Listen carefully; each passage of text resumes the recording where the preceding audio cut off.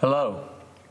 Welcome to our study of Hosea, and the title of our lessons are The Original Gomer, Mercy and Sacrifice. If you remember from our past sessions, we've looked at the book of Hosea, but we did that with the intent that we would be doing something that Jesus told us to do in Matthew.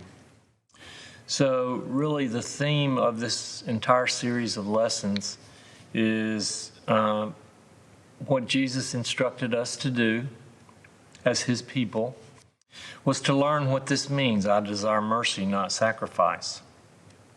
And so this comes from Hosea, and it comes from Hosea 6:6. So a little review.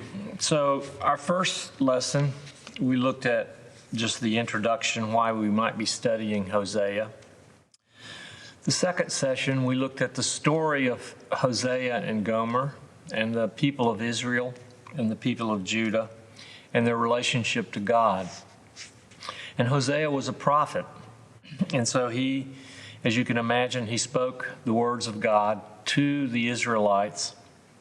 And a lot of that was trying to correct who they were and what they were doing and how they were behaving. In our third session, we looked at Hosea's prophecies and what he warned the Israelites about and what came to pass. And basically, we reviewed Israel's history, starting with their first king, Saul.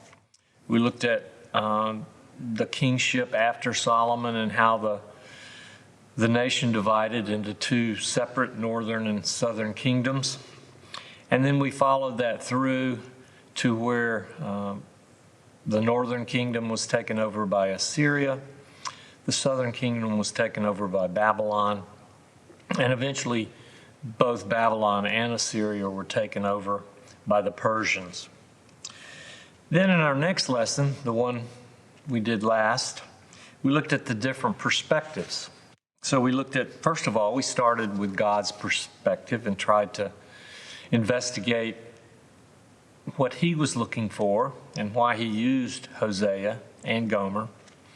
Then we looked at Jesus and what he was doing when he instructed the Pharisees to go and learn what I desire mercy, not sacrifice means. Then we went further back into Hosea and looked at Hosea and Gomer's perspective. So that's where we are today. The lesson today is basically on the meaning of our desire. I desire mercy, not sacrifice. So if you remember in chapter 9, and what we're going to do, we're going to go back in Matthew and review what the first verses we read were.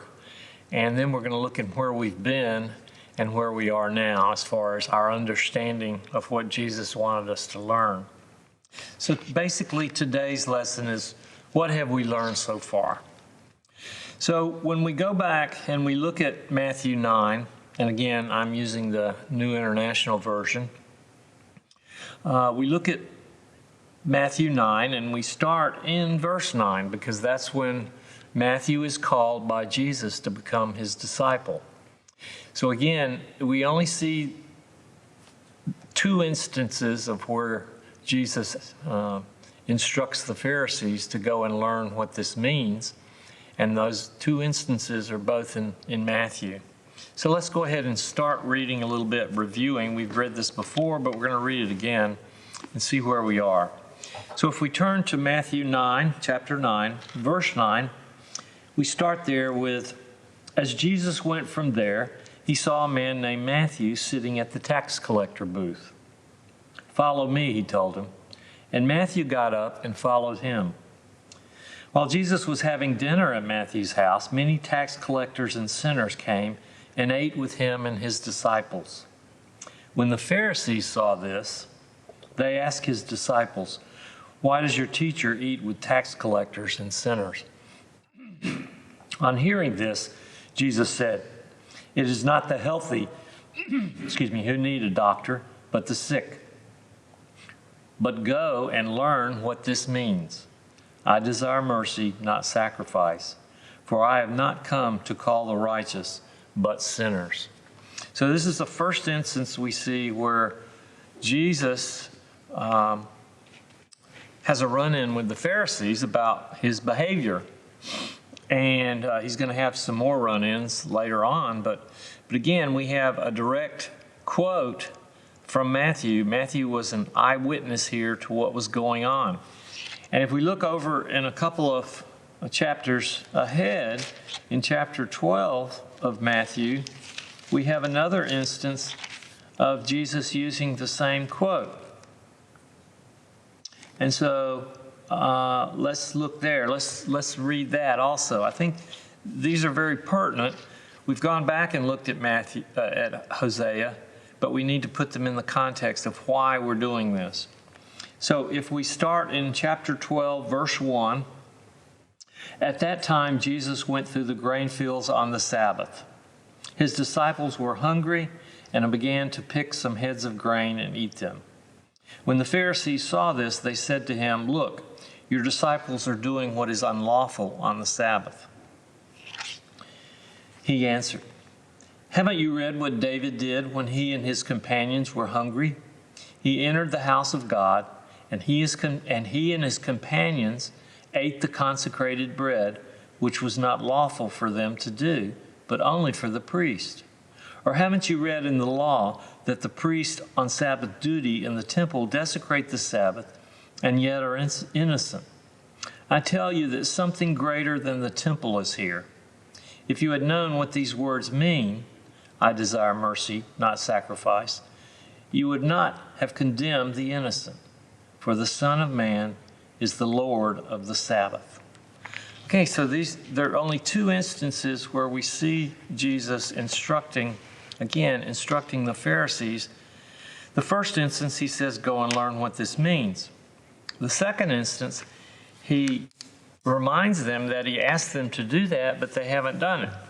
And so the second one, he says, "If you had learned what this means."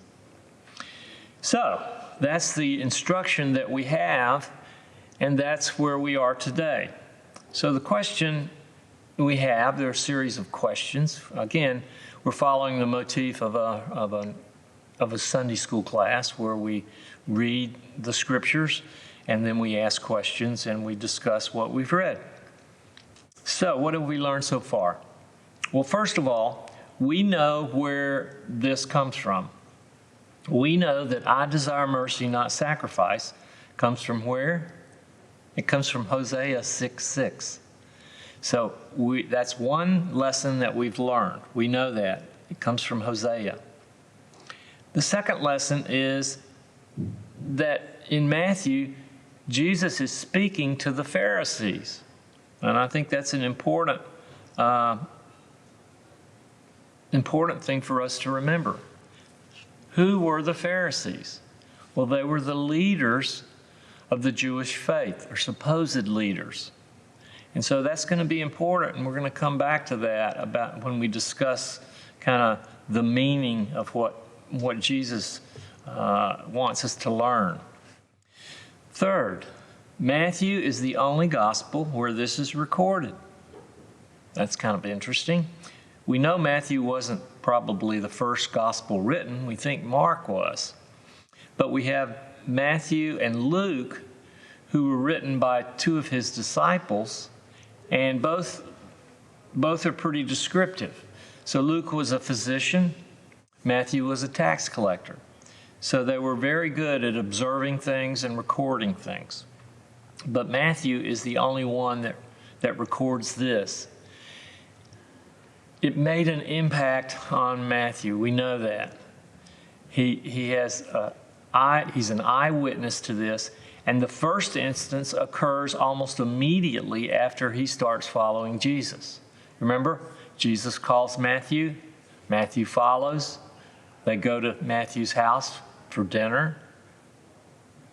They're with Matthew's friends, tax collectors, and other sinners.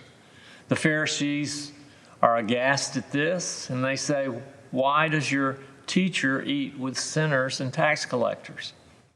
Jesus overhears this, And he instructs the religious leaders to go and learn what this means. So again, we only see this in Matthew. What's the next thing we learn? Well, I think it's not only instructions for the Pharisees, it speaks to me every time I read this that Jesus wants me to not only go and learn what this means, that's a big step, but he wants me to put it into action. And that's the thing he wanted the Pharisees to do.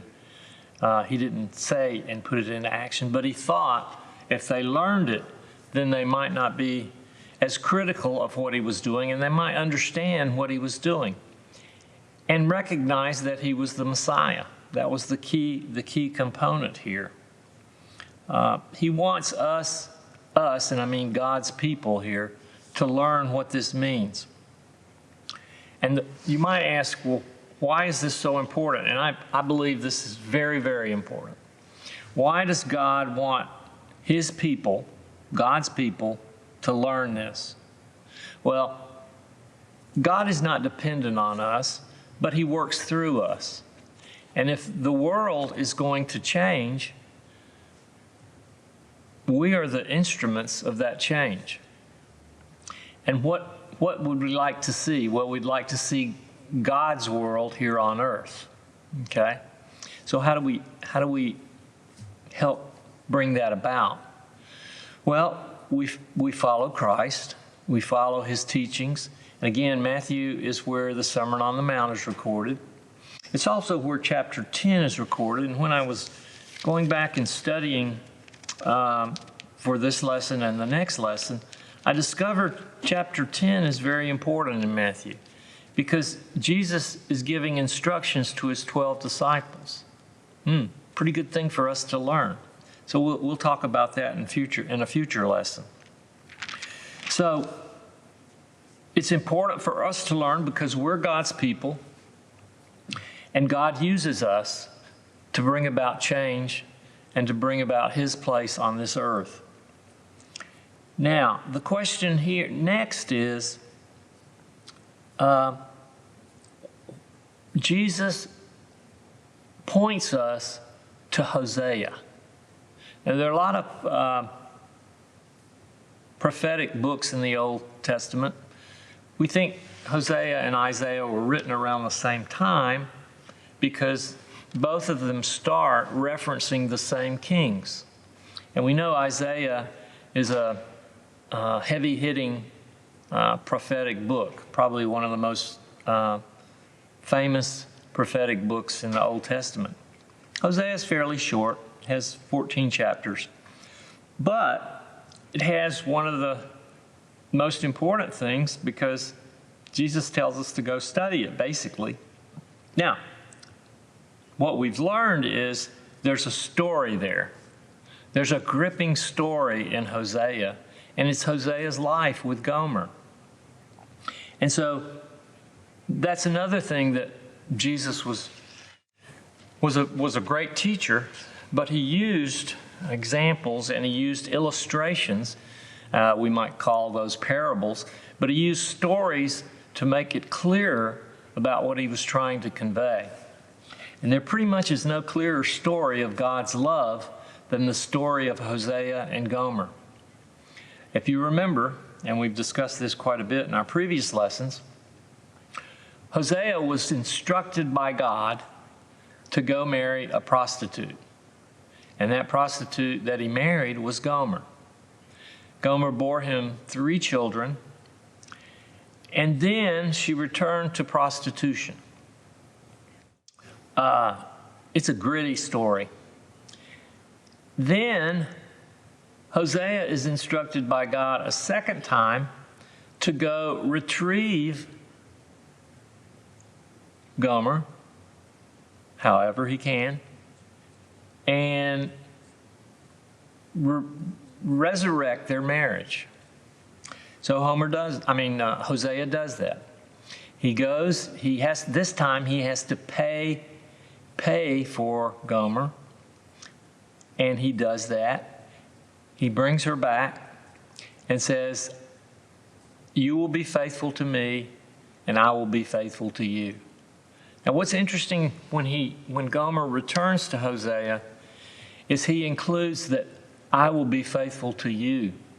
That's really unusual because you would think that she was the one that owed him everything. But in turn, he almost made this like we're going back, and we're going back to our original covenant that we had. You will be faithful to me from this day forth, and I'll be faithful to you from this day forth. So that reflects a kind of forgiveness that we see in God, and that God wants us to be that kind of people to those around us. So that brings us to another important component of this story. Now remember, when Matthew is telling us about this, in both instances, Jesus is directing these comments to the Pharisees. What can we learn from that? Well, again, we can learn he's telling the church people, that's us, those of you watching who are Christians and go to church, that's us. He's telling us to go and learn what this means. At least that's how I interpret it. Now, we can do that on several levels. Now, again, we've talked about a personal level, which we saw through Hosea, but most of Hosea is Hosea speaking, God speaking through Hosea to the Israelites, to both the northern kingdom, Israel and Ephraim, and then the southern kingdom, Judah. Now, the northern kingdom, he pretty much sees it as already gone. And they've already made their bed, so to speak. But he warns the southern kingdom, Judah, to be careful and not follow the same route that the northern kingdom has found. When we talk about the church, though, this is important because churches are led, we're a kind of a human institution, and so we're an organization full of people. And so really churches are sin-filled because we're people. Now it's important that we remember, but a church is also graced by God and put by God here on this earth. And so there's that double-edged sword. But when we look to leaders in the church, we need to find leaders who have understood what Jesus' directive is. What do I mean by that? So when you look for leaders in a church, you should look for people who understand mercy and sacrifice. They understand how God is merciful to us and has blessed us, and we in turn should replicate that with our fellow human beings, both in the church and outside the church. Now, if you remember, Jesus repeatedly told us what the two most important commandments were. You remember those? So love your God with all your heart and soul and obey God. And then love your fellow man and help them. And so that's what we're looking for. We're not looking for leaders who separate us from each other and separate us from our fellow man. We're looking for leaders that want to share the gospel, share Jesus with not only everyone in the church and grow everyone in the church in their spiritual faith, but also reach out to those around them in their community and surrounding areas and show them the love of Christ through many, many ways. Now, we're lucky, I believe, here at the First United Methodist Church in Starkville, and that we have many activities and many programs where we're reaching out to the outside community. And you don't have to look far to find somebody who's doing that, either working with prison ministries, working with international missionary ministries, working with local people and helping them with their laundry and other things, helping school children with their school lunches and weekend food. I can go on and on about the good things that are happening in this church. And that's what we're supposed to do. And we're not doing it to glorify ourselves. We're doing it to help the community and share Christ. Because words are easy. Action is hard. Investment is hard. And so what we want to remember is that, yes, it's very important to read the Bible. It's very important to pray. It's very important to congregate with each other and share the gospel with each other and worship God. But it's also very important that we put our feet to the plow, so to speak, and we get outside our church building and we take Jesus outside this building and outside this place. Because when we do that, that pleases God. It also is important that we be merciful. So another way of looking at merciful is loyal faithfulness. So loyalty and faithfulness. And so what does it mean to be faithful? Well, we need to look no further than God, because God is faithful to us. And you don't have to look very far to know that sometimes we don't deserve His faithfulness, nor do we deserve His mercy, nor His forgiveness. But He's always there. And what catalyst makes that happen? Well, in some ways, He's always there, but there's something that we need to do too. We need to recognize our sin. We need to recognize our waywardness, and we need to repent. What does that mean? That means we need to turn away from something and towards something. We turn away from sin, which is a church word, which means doing something against our brothers or against God, and turn towards what? Turn towards God. Turn towards His mercy and kindness and forgiveness.